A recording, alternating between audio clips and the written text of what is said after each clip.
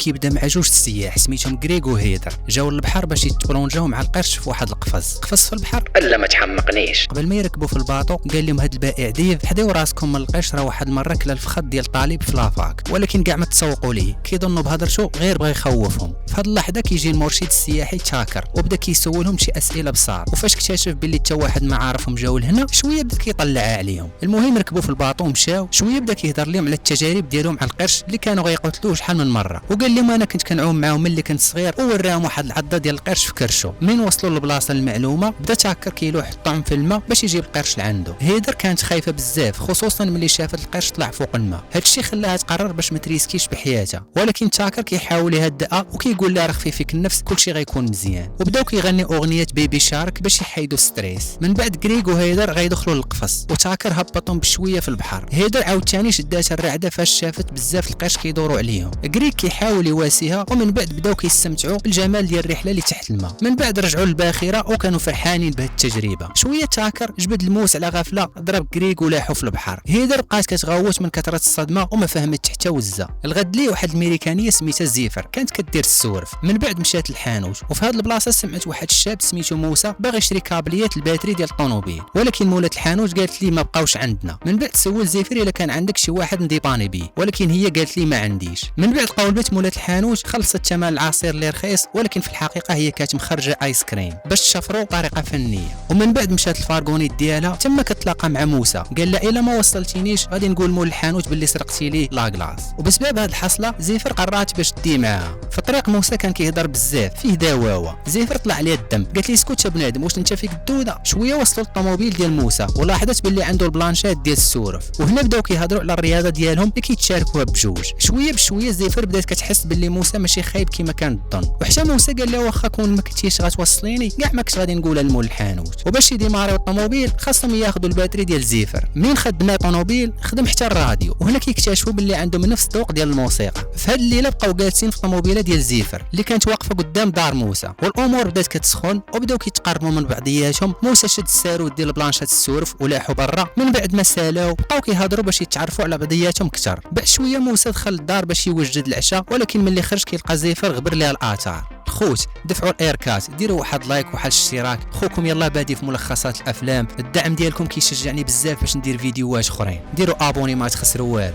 وفي هذا الوقت كنشوفوها وصلت للبحر، بدات كتوجد باش تسورفي، ولكن كتفاجئ باللي نسات الساروت ديال بلانشات السورف. خرجت تقلب على شي واحد اخر في شي طوموبيل، ولكن كتصادف غير مع تشاكر هو مولها طوموبيل. تشاكر عطاها الساروت وشجعها على هذا الشيء اللي كدير، حيت كتخرج تسورفي في نصاصات الليل. من بعد ما مشى تشاكر موسى صيفط لها ميساج قال لي علاش مشيتي بلا ما تقوليها ليا. قالت لي درت هكذا حيت بغيت نسولفي في الصباح بكري، ولكن فاش طلب منها نجي نسولفي معاك تردات باش تجاوبو. شويه تشاكر جا من اللور وخشى ليها راسها في الميكا. زيفر بدات كتقاوم وتحاول باش تفلت منه، ولكن هو بقى مزير عليه حتى فقدات الوعي. من بعد دق ليها واحد البرا ودارها في الطوموبيل ولصق السكوتش على فمها وخباها ورا البلانشات السورف، ومن بعد شد الطريق باش يمشي للبور. في ديك البلاصه الكلب ديال ديف بقى كينبه عليه بزاف. تشاكر كيخرج زيفر من الطوموبيل وداها للباطو ديالو وحبسها تما. في الصباح جا موسى كيقلب عليها ولكن ما لقى حتى حاجه من غير الطوموبيله ديالها. حاول باش يعيط ليها ولكن التليفون بقى في الطوموبيل. وفي هذا الوقت زيفر كتفيق من الدوخه ولقات راسها مربوطه بالمينوط في الناموسيه، وما كانتش غير بوحدها، كانت حتى هيدر تما داير ليهم غير واحد السطل باش يقضيو فيه الحاجه ديالهم. زيفر بدات كتغوت باش يجي شي واحد يعتقها، ولكن الشخص الوحيد اللي كان كيسمعها هو تشاكر، وكان كياكل الفطور ديالو وهو كيستمتع بالغوات ديالها. شويه سكتات زيفر وبقات كتشوف في الحيط، لقات سميه ديال شي مرا مكتوبه تما، غتفهم باللي هو كان كيدير هادشي من زمان ماشي اول مره. بقات كتقلب في جنابه باش تلقى شي حاجه اللي تحل بها المينوط، ولكن ما لقات والو. هيدر قالت لي انا ما عندي حتى شي واحد اللي غيجي يقلب عليا. زيفر اعترفت بنفس الحاجه وباللي حتى واحد ما عارفها كاينه هنا. رجعوا دابا لموسى وهو غادي للخدمه كيشوف طوموبيلته غاده بها الديباناج. بس دابا مشى عند البوليس وقال لهم الطوموبيله باللي ديال واحد البنت سميتها زيفر يلا عرفتها وكتسكن فيها، يعني مستحيل تخليها وتمشي. البوليس سولوا على سميتها كامله ولكن موسى ما كانش عارف، وبسبب هذا الشيء ما قدروش يديروا شي تقرير رسمي. رجعوا دابا للباطو، هيدر كانت كتغوت وكتبكي حيت ما غاديش تشوف ماما مره اخرى، واعترفات باللي ماماها منعاتها باش ما تمشيش بحال هاد البلايص.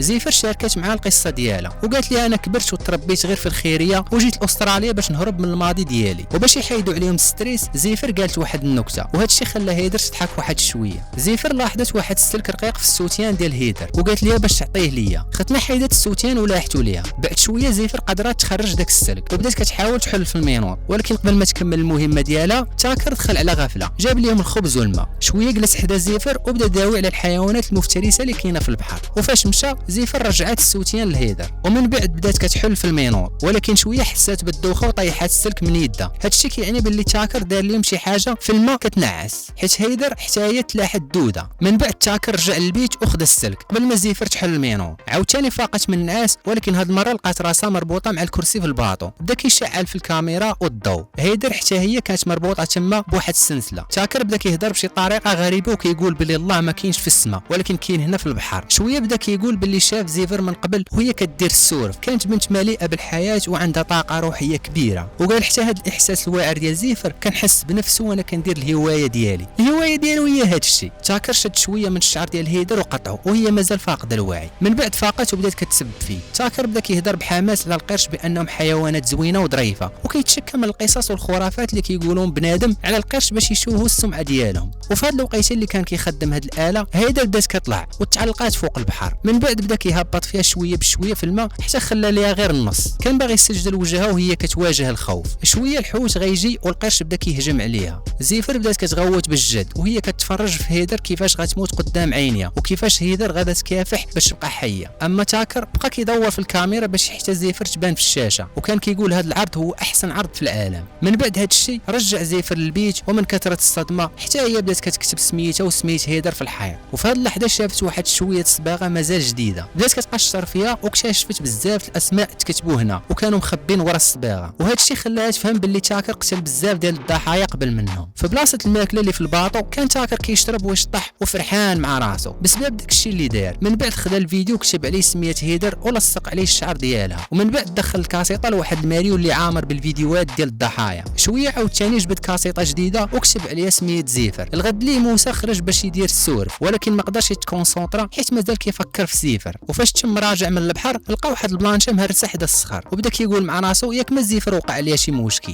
في هذا الوقت تاكر جاب ليها الفطور، ولكن هي ضربات الصينيه برجلها وبدات كتسب فيه. تاكر كيحاول يبرر الفعل ديالو وقال له القرش حتى هو جزء من النظام البيئي وحتى هما خاصهم ياكلوا، ولكن زيفر بقات كتسب فيه وقالت لي انت غير كتخيل باللي انت مفترس كبير، ولكن في الحقيقه راك غير دوده حقيره. هادشي جرح ليه الايجو ديالو، تعصب وخرج من البيت. زيفر شافت سطل عنده اليد هرساتو باش تستعملو على شكل سلاح. في العشيه تاكر كان كياكل العشاء ديالو وهو كيتفرج في واحد من الفيديوهات ديال الضحايا ديالو. من بعد جمع شويه ديال الدوايات وخلطهم باش يصاوب مهدئ قاصح، عمر الشوكه بالدواء وقصد البيت فين كاينه زيفر. من قرب ليها باش يدق ليها البرا هي كانت واجده دغيا ضرباتو العنق باليد ديال السطل. تاكر طاح اللور وضرب راسو مع الناموسيه. في هاد اللحظه زيفر قدرات تاخذ ليه السوارج واخيرا حلات المينور، ولكن ما كانش عندها الزهر. تاكر فاق بالزربه وبغى يشدها، زيفر هربت وبغات تسد عليها الباب ولكن هو وصل ليها قبل ما تسدو وبداو كيدافعوا. زيفر هربت وطلعت في الدروج، ولكن تاكر شد ليها رجلها ودق فيها البرا، عاوتاني ركلاتو برجلها حتى طاح. من بعد وصلت لغرفه التحكم، خدات الراديو باش تطلب المساعده ولكن حتى واحد ما جاوبها. وفي ديك اللحظه زيفر لاحظت واحد الباطو ديال السياحه قريب ليها، طلعت لفوق السطح وبدات كتغوت باش يعتقوها، ولكن حتى واحد ما سمع حيت كانت الموسيقى بالجد في الباطو. تاكر رجعوا معاه الموس. زيفر شدات الكاميرا ولاحتها في الماء، هادشي شتت الانتباه ديال تاكر وعطى فرصه لزيفر باش تلاح في البحر. كتحاول تعوم اقصى سرعه ولكن المهدئ بدا كيعطي المفعول ديالو وفقدات الوعي. وفي الاخر قدر تاكر اعتقى. في الصباح كنشوفوا البوليس عاد بداو كيقلبوا عليها، وملي كان موسى كيشوف في البحر وكيراقب الوضع جاتو فكره باش يدخل لواحد لابليكاسيون سميتها ويف واتش. هاد التطبيق كيعرض الفيديوهات والصور المباشره ديال صحاب السور. بدا كيقلب على الفيديو ديال الليله اللي فاتت وشاف واحد البيكوب تحركات من نفس البلاصه اللي كانت واقفه فيها طوموبيله زيفر، وملي دار الزوم على الصوره بان واحد لوغو مكتوب فيه تجربه تاكر. ومن بعد موسى بدا كيقلب على الشركه في الانترنت، وفي نفس الوقت تاكر رجع للبور، خرج من الباطو ومشى على البيكوب باش يتقدى الماكله وداكشي اللي خاصو. زيفر فاقت في البيت وحاولت تغوت باش شي واحد يعتقها، ولكن دار لها سكوتش على فمها. ملي موسى لقى نمره التليفون عيط للتليفون اللي في الباطو، تاكر ما كانش تما باش يجاوب. من بعد موسى خلى مكالمه صوتيه. تاكر مشى للسوبر مارشي باش يتقدى شي كاميرا جديده. فاش تم راجع كان زحام بزاف في الطريق والوقيته اللي كان كيتسنى شاف واحد السائحه زوينه وقال هذه غتكون هي الضحيه ديالي في المره الجايه. وفي هذه الوقيته موسى لقى العنوان في الانترنت ومشى حتى للبور، تما بدا كيضرب في باب الباطو بالجد، ولكن حتى واحد ما جاوب. يلاه كان غادي يمشي وهو يسمع واحد الصوت خفيف جاي من التحت. شويه هرس السرجن باش يدخل وهاز في يدو واحد الحديده، بدا كيقلب في الباطو وهو مخلوع شويه كيتبع منين جاي داك الصوت حتى لقى البيت اللي فيه زيفر. حيد ليا السكوت وقالت لي عيط للبوليس دابا، ومن بعد لقى شي حاجه باش يحل ليها المينور. من بعد مشى يجري للفوق باش يعيط على البوليس، ولكن كيتصادف مع تاكر ضربو حتى طاح للارض. موسى بغى يضربو ولكن تاكر صحيح شدو لاصقو مع الحيط، طاح التليفون وما خلاش يهضر في التليفون. من بعد هبطوا للارض بدا غادي كيزحف جهه التليفون، ولكن تاكر هز ديك الحديده وضربو للدار. من بعد عاوتاني ضربو برجلو حتى تلاح التليفون. موسى هز واحد الميكا كانت فيها شي حاجه قاصحه ضربو بها الوجه. فاش طاح موسى هز ديك الحديده وبدا كيخنق فيه. الكلب مازال هنا وبدا كينبح. جا ديف كيحساب لي موسى باغي يسرق الباطو وهو يضربو حتى فقد الوعي. شويه ديف سمع الصوت ديال زيفر ولكن تاكر قتلو بديك الحديده. من بعد سد الباب على زيفر وقرر باش يمشي لواحد الجزيره سميتها هانغ مان تشولز. ومن بعد شويه كيفيق موسى وكيلقى راسو حتى هو مسلسل حدا زيفر. موسى سولها علاش هربتي في ديك الليله اللي يلاه عرفنا فيها بعضياتنا. قالت لي كنت باغي نسورفي، ولكن موسى كان عارف باللي هي خايفه من الالتزام في شي علاقه حيت كان كيحساب ليها خايبه وما صلاحش تكون في شي علاقه اصلا. ولكن هو كيقول لي انا باغي كيما انتي. في هاد اللحظه وقف الباطو وكيدخل تاكر باش يضرب موسى حتى ما يبقاش عاقل. عاوتاني فاق ولقى راسو مربوط في السطح تاع الباطو وحتى ديف كان تماك. زيفر حتى هي مربوطه في الكرسي وكطلب منه باش يوقف هاد الشيء، ولكن هو كاع ما كيتسوق ليها. تاكر كيهزو الفوق وكيهبطو بشويه لجهه الماء باش القرش يجي يقصي. زيفر كطلب فيه باش يطلقو وتكون هي في بلاصه موسى، ولكن تاكر كاع ما مسوق لهضرته. ملي موسى دخل الماء تاكر مشى كيجري باش يجيب الكاميرا الجديده اللي يلاه شرا. في نفس الوقت زيفر كتقول ليه بقى في بلاصتك ما تتحركش. موسى تجمد في بلاصتو وهذا الشيء خلى القرش يفقدوا الاهتمام ديالهم بالزربه ومشاو. تاكر تعصب فاش شاف هذا الشيء وهو يطلع موسى عاوتاني وضربه بزاف المرات ورجع هبطو عاوتاني. الدم ديالو بدا كيقطر في الماء والقرش بدا كيرجع. في ديك اللحظه بانت ليه واحد الهليكوبتر كانت داخله باش تقلب على زيفر. هادشي خلى تاكر باش يوقف الخطه ديالو ويرجع زيفر وموسى للبيت.